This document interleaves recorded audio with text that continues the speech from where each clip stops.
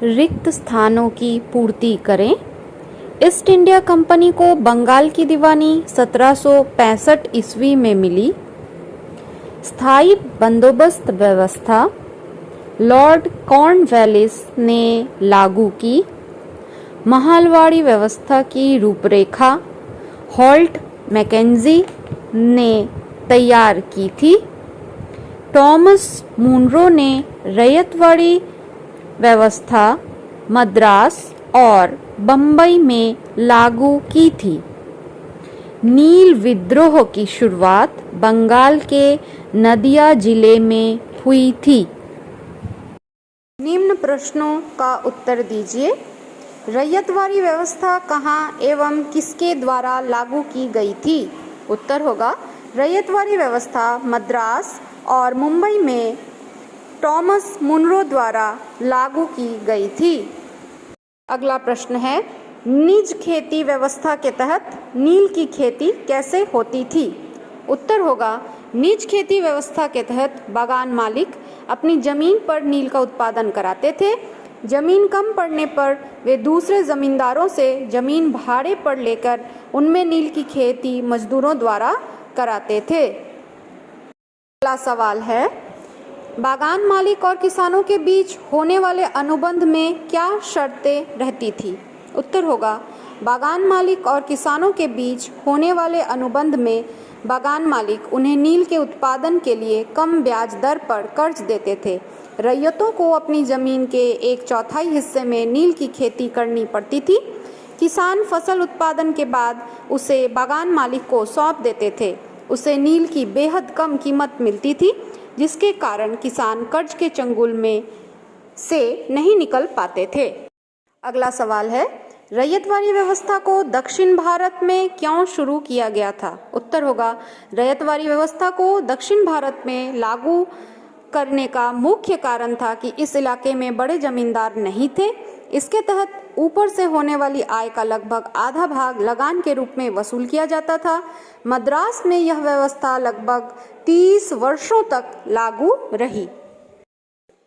यूरोपीय बाजारों में भारतीय नील की मांग क्यों थी? उत्तर होगा यूरोपीय बाजारों में भारतीय नील की बहुत मांग थी। इसकी कीमत भी काफ़ी ऊंची थी। इसका प्रमुख कारण यह था कि भारतीय नील उच्च गुणवत्तापूर्ण होता था, जिससे कपड़ों में काफ़ी चमक आ जाती थी। आइए चर्चा करें, नील की खेती के प्रति कंपनी की दिलचस्पी क्यों बढ़ी? उत्तर होगा जब यूरोप में भारतीय नील की मांग बढ़ती गई, ईस्ट इंडिया कंपनी की नील की खेती में दिलचस्पी बढ़ने लगी। कंपनी भारत में नील के उत्पादन को बढ़ाने के लिए मार्ग प्रशस्त करने लगे ताकि नील के व्यापार से भारी मुनाफा कमाया जा सके। बंगाल में उत्पादित नील उत्तम कोटि का होता था, जिसकी मांग यूरोप के बाजार में सर्वाधिक थी। अंग्रेजों ने कृषि में सुधार की आवश्यकता क्यों महसूस की? उत्तर होगा अंग्रेजों के समय भारतीय अर्थव्यवस्था गहरे संकट में फंस गई थी। कंपनी के ज़्यादातर अफसरों को यह लगने लगा था कि जमीन में निवेश करना और खेती में सुधार लाना जरूरी है। आखिरकार कंपनी ने 1793 में स्थायी बंदोबस्त लागू किया। इस बंदोबस्त की शर्तों के हिसाब से राजाओं और तालुकदारों को जमींदारों के रूप में मान्यता दी गई। उन्हें किसानों से लगान वसूलने और कंपनी को राजस्व चुकाने का जिम्मा सौंपा गया। रैयतों को नील की खेती से क्या नुकसान पहुंच रहा था? उत्तर रैयतों को नील की खेती से पहुंच रहे नुकसान निम्नलिखित हैं।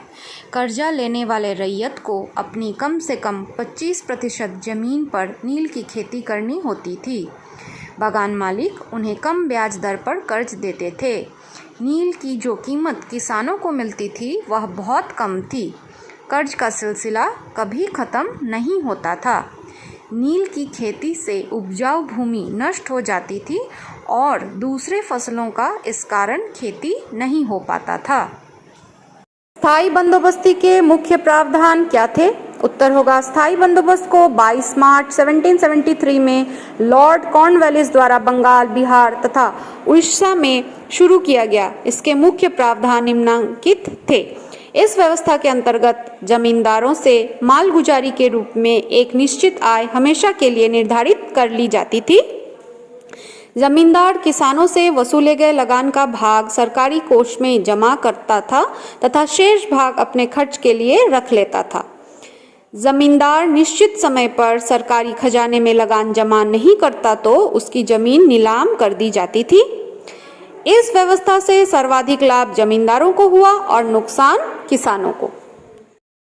महलवाड़ी व्यवस्था में खेती कैसे होती थी? महलवाड़ी व्यवस्था के तहत भूमि पर पूरे ग्राम समुदाय का अधिकार मान लिया जाता था। इस समुदाय के सदस्य अलग अलग या संयुक्त रूप से लगान की अदायगी कर सकते थे।